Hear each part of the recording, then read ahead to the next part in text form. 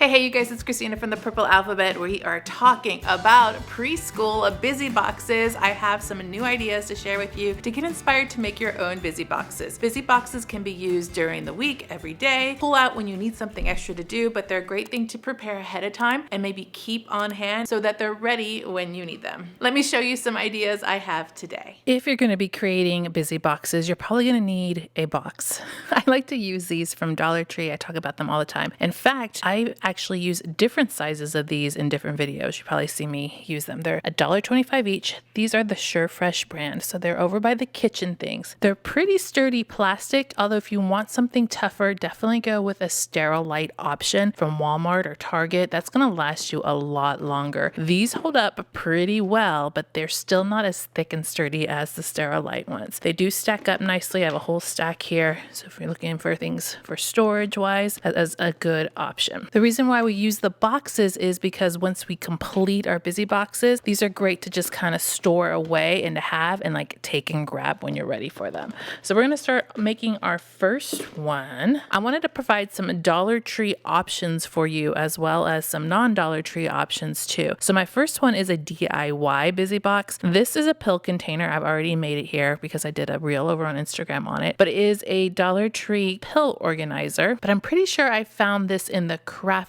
section. So over in the crafting section, they use these and market these as bead organizers. And all the little flaps come up here all the way around. I wanted to make this into a color sorting activity. These little colored labels on here are also from Dollar Tree. These are the Jot Dot labels. 315 dots in here. I got these a long time ago. They don't have to be circles. You can use whatever labels. You can cut them to size, whatever you can find at Dollar Tree, because you won't always be able to find these. Use what you got to label. Use wider ones, cut them down, whatever you have. Take these little dot labels and some markers, because these are all white, and then color them. That's all I did on the whole sheet for these, because you can also use these dot stickers for other activities, but we're going to just stick with this for now. I think I got a comment that said that you could also get the labels already colored. Yes, you can. However, they aren't the full rainbow at Dollar Tree. I'm going to put an Amazon option down below for the ones that are already in rainbow color for you, if that's of interest, or if you can't find these or you want them in rainbow colors. But when you do this, you can use these for other activities. In that reel, I also did like matching, all kinds of fun color sorting, count the dots. So, I mean, a list goes on and on. So this one little package and some markers will take you a long way. So I put these onto my little case here, and then we need something to color sort, right? Enter in these. They're counters in a Dollar Tree container, by the way, because I love my Dollar Tree containers. These you can find at Dollar Tree in the teacher section, and they're just little translucent colored chips. These are great for counting, for color sorting, for math manipulatives, lots of different uses for these. You can't always find them, I'll be honest. Sometimes I don't even see them in stores, but I have seen them recently. I actually bought mine online, I think, and at Dollar Tree, so I could, when I saw them, I got more. So once again, we'll put a link to the Amazon ones down below, so if you can't find them and you want them, you can get them. Even using these on a sensory table, that's like a translucent light table, that's really fun. You can make all kinds of designs and pictures. The object would be to color sort all of the colored chips into here. Now I added a white and a black. I do have some kind of gray looking chips, so those could go in here. Not all sets have the gray looking chips, so you can set them inside this little container here. I think the best way to do this is to do one color at a time out of a pile of chips and to sort them into one little spot, close it and open it and do the other one. I would also kind of not give so many chips. I would just do a couple. Another option would be to store the chips in here for the activity. So put them in this little white section here is where they all are, kind of like this. So you just put a whole bunch of different colors, make sure you have at least one of every color in there, and then close it up. And then this can be your little activity tray to go. This box is really big for this activity, but once again, like people like to label these Monday, Tuesday, Wednesday, Thursday work, and so that's just one of the reasons for having the boxes. All Dollar Tree materials, you guys. Told you I'm trying to keep it budget friendly. Plus you could reuse these activities or these materials for other things too. So gotta love multiple purpose. Busy box number 1 is done. Here is our busy box number 2 for preschoolers. This one is a personal favorite, you guys. Okay, bubble poppers. I know you have them in your house. If you don't, you can get some at Dollar Tree. I'm going to put a link down below for a couple of our favorites. I've also done lots of videos. I'll put one up in the corner here about fidgets. Back to the topic, bubble poppers. I went ahead and made some flashcards. I have them in my little photo case here just to keep them all together. And these are are kind of like a visual perception activity. Printed them out, laminated them, and I have some of the spots are blank. And so those could be the ones that you're going to pop on the bubble popper. I already got it wrong. That's row 3 that we need. 1, 2, 3, 4, 5, 6. And I check it to the picture to see if it's correct. Next one, pop these all back out. Looks like I'm popping those 3. And so we are matching the popped bubbles to the picture. And you can do it opposite. Like if you wanted to do the other ones to be popped, the ones that are purple, that's totally fine too. And it's hard to see because it's a solid color, but those are popped and matched. If you don't have a round bubble popper, I also have these available in a square popper too. So you can use them with whatever. And so each one of these cards has a little bit different pattern to follow. And these, you guys, are available on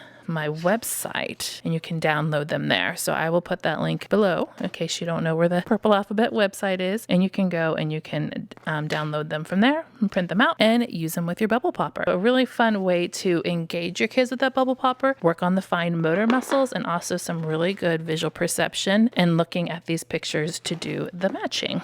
And then I like to keep all of my cards and printables that I have on my website in these little cases, the little photo cases, and they all go into actual bigger case too. So that is Busy Box for Preschoolers number 2. This next one we're going to put together, and I'm going to be using these alphabet picture magnets from Lakeshore Learning that they sent me for a video I did a while back. And an alternative to these, you don't necessarily need these, would be pictures or flashcards, first word flashcards or whatnot. And the thing about these is that each picture represents a beginning letter sound. There's P for pizza and then C for car. And so for this Busy Box, I like that these are visual, but they're also not just on flashcards, that you can hold them and touch them and feel them, and they're a little bit more of a manipulative than they are if they were a flashcard. And in this particular box, this bucket has 3 magnets for each letter, which is a little bit overkill for the purposes of this activity. So I would pick a couple of letter sounds, maybe beginning letter sounds that you're working on. I know some people like to do letter of the week if that's what you're doing. So let's choose carrots, box, dog, kites. These are magnetic too, so you can use them on a whiteboard that's magnetic. Tent, and we'll throw vase in there. So just a few. If your child does know all of their letter sounds, you could probably just arbitrarily pick, whatever. And for this one, you're going to need some letters. I just pulled out my ABC cards that I have. Another good option for this would be a movable alphabet because these have uppercase and lowercase on here. So now I get the job of matching up to what letter sounds I happen to pull. So let's see, we have key, vase, dog, box, tent. I think we just need a K for kite. Here is our K. These are just alphabet cards that I happen to laminate. I've had these for years. Please don't ask me where I got them. I think they were from a Scholastic set in Walmart from a long time ago. Let's put all of our magnets in here. I'm going to show you a couple variations on this too, so hold on to your hats here. If this first one doesn't suit your fancy, I got another one for you. So they would take the cards out of the box and they would lay them all out, and you'll probably have to show them first how this all works so they get the idea and work with them. I'd probably lay them all across, but since I don't have a lot of space here on camera, this is what y'all are getting. Sorry for the glare. Is that better? I don't know if that's better. All right, so here we have our letters and then we have our objects to match. So now we would pick up our object. These are pants. Work on the letter sounds of pants, p, pants, and match them up to the letter card. You can put them under, you can put them on top, whatever, B, box, v, vase. Oh, I missed my C. Okay, well, I'd have my C here, and so on. So you have this object to letter match, and then the objects are just the magnets. Moving on to a tougher skill level, without the flashcards, would be a book here and adding writing into it. So I have a blank book. Buy these at the dollar section in Target most of the time. Sometimes you can even find them at Dollar Tree. And then I have this special little tool here that's a little fun, and I just wanted to find a reason to use it. This is a line stamp, you guys. It's self-inking. It's so fun. Your kids would probably enjoy this too. But check this out. You put it on the paper and you just roll it across and it makes lines. Really fun tool. You can even do curved lines. I'm going to put this down in the description box, so if you're interested in it, you can go and get one for yourself. It's not that expensive. For this activity, I'm going to go ahead and pre-make some lines, and you can do this in many, many different ways. You can do one letter per page, do multiple on one page, but the way I'm going to show you is by pre-writing the letter sound on the first line. I use blue. Let's say it's the V sound. I'm going to write the letter V on the paper, and I'll do this for the subsequent pages, the pages after this. So now instead of using the flashcards, they're going to be matching the object up to the V sound. Here's my vase. You can have them draw it if you want to, color it. Then they would also write it themselves, probably with a pencil, not a marker, on the bottom line for writing practice. And I would draw you a vase, but why not? Let's see how it turns out. I always say Christina. This is really bad. Looks more like a beaker. Is not a good drawer. I am better at my letter V's. So you get the idea here of making a letter sound book by also using the manipulatives for some hands-on fun. One more variation on this. Let me pre-do some lines on my paper here. I just love this thing. So I know which ones I have, so I can pre-put this in. I'm just going to leave out that beginning letter sound completely when I write my words on here. This is for a child that has already worked on spelling and they understand. So they know their letters, they know phonics, and they know spelling. This is kind of an advanced one. So in this one, I have just left out that first letter. And so now you supply them. I would put all of them on there, actually, not just 3, but all the ones that you're working on. And then they have the opportunity to look for the item and say, okay, I think this one is box, and then they can fill in the missing letter. So you see how that's a little bit more advanced, and they can go through and match them all up that way. Love adding the writing into, and then of course the spelling for the older kids. All of this, your little letter book can go in here. If they're going to be allowed to use the stamp, that can go in there. And then you have your activity box. Done. This one I already have in a smaller box, so for just sake of demonstration, I'm going to keep it in here. Another Dollar Tree option that's super easy, no brainer, right? I mean, this is just buy, open, and put in a box, is the sensory sand. Now, these kits came from Dollar Tree and they were in a Dollar Tree toy test. I think this is 3 different kits. Maybe it's 2 different kits. I have these little sand molds. Each little package came with several of these sand molds in one. There's little castle ones, and then we have, this is 2 packages. We have the rocket. There was a planet there, and then the shooting star. Each package came with 3 different colors of sensory sand, or maybe it came with 2. It came with 3 because I had opened one. So I think this came with the primary ones, and then the other one came with the kind of princess colors. Real simple, real easy. And when you have a couple packages of these sands, you can have a meaningful activity because you got 3 of them or 6 of them, depending. Be okay with the colors mixing. It's totally fine. But I wanted to present something. It doesn't have to be a complicated setup. The last one I showed you with the writing, everything takes a little bit more time. This is literally open the package and go, and it's a good one. I put it in the Dollar Tree toy test not too long ago. I do Dollar Tree toy tests all the time. Got one coming up. I'll put more up there in the corner too. But real easy. Look for the easy stuff so that you don't have to waste your time really getting complicated with activities.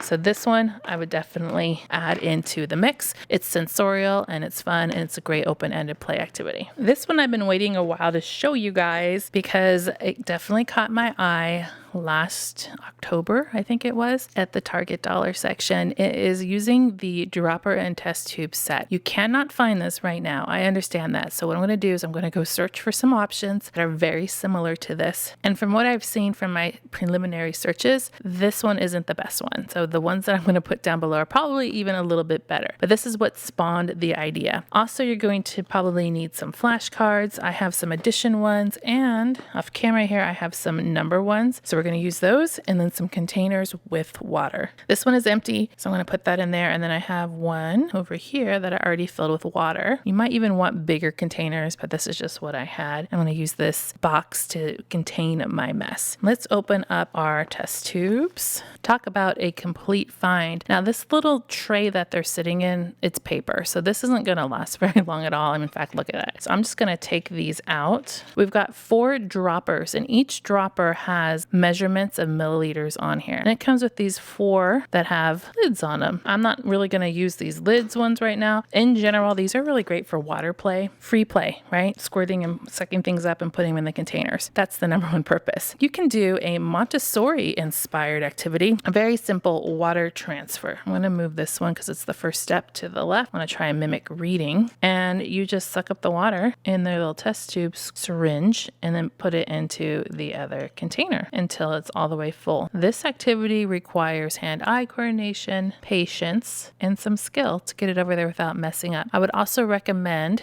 taking the Montessori-inspired cue by keeping a washcloth nearby to clean up spills. Spills are okay. Messes are okay. teach your child how to clean it up. So that would be the first one. If we want to graduate from that, you can introduce some numbers. I have some number flashcards here. Once again, a Dollar Tree find item. And I would pick out the cards that correspond to the measurements on here. In this case, it's only 1 to 5. So I would pick out 1 to 5. Here we go. And I would present them a card. Can you put 2 milliliters? And make sure you demonstrate and show them on the dropper where 2 is and how there's measurements on here. And so then they can practice squeezing up 2. And it's not that easy because the tendency would be to fill it up, squeeze it up, the bowl, learning how to drop more water out of it to make it 2, watching the water level within the syringe, and then they can transfer it to the other side. Then you can try a different one. Okay, let's try 3 and work on the 3. It's just a cool way to give them a little objective, and it's kind of fun to suck up the water.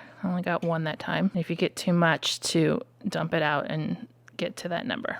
Want to get even more fancy and difficult, you guys? Let's pass on the number flashcards and introduce the addition flashcards. So with our addition, you can guess what we're doing. We're finding that amount. Of course, you're going to have to pick out the ones that aren't more than 5. Here's a good one, 5 plus 2. So you'd have to get a syringe, fill it up with 5. Almost got it here. Fill it with 5, and then do the next step with 2. This is actually kind of a beginning coding kind of thing of doing multiple steps, taking 5, and then the next step would be having 2, and for a total of 7. If you wanted them to write out the math equation, then they can. So I call this potion making. So taking 5 and adding 2 and making a potion. If you wanted to go even further, you guys, you could color your water with some food coloring with colors that mix. So if you wanted to make one of these red and one of these blue, and then have a third container where they're putting their potions in, their formulas in, then they'll be able to have some color changing water. Just a little fun take on that to think about and to even make it more fun and more of an extension. Make sure to click subscribe to see more videos like this, you guys. Thank you so much for sharing all of the purple alphabet stuff with friends and family. Greatly appreciate it. Give me a thumbs up to show your love.